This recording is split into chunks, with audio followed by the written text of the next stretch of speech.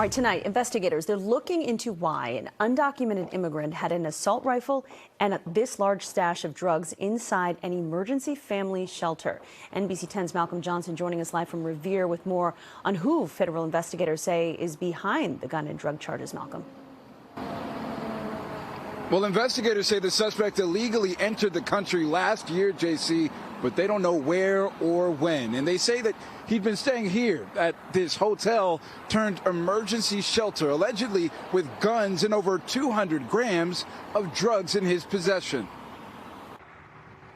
On December 17, 2024, Revere police responded to a call from this Morris Street Quality Inn. When they arrived there, they learned of a gentleman up in a room on the third floor that may have in his possession an assault rifle. An assault rifle, fentanyl worth over $1 million, bricks of cocaine, and smaller amounts for sale are what investigators found on the third floor in the room of 28-year-old Leonardo Andujar Sanchez of the Dominican Republic. This gentleman was clearly a threat to public safety. A lot of women and children and people there in kind of, dire circumstances. They need help. They need assistance. The hotel serves as an emergency family shelter that's run by the state. The remaining people that were in the emergency shelter were kept safe because the majority of people in that shelter are looking for safe housing options. We're going to make sure that if we hear or see bad things happening, that we're going to intervene. Tonight, the Executive Office of Housing and Livable Communities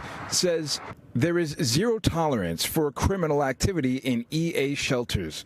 We took immediate action to terminate this individual from the EA system, and we confirmed with federal immigration officials that they have lodged a detainer. Revere City Councilor Juan Jaramillo says this is an isolated incident. Right? The Department of Justice has run a study on crimes and immigration, and overwhelmingly, documented and even undocumented immigrants commit much less crime than U.S.-born citizens.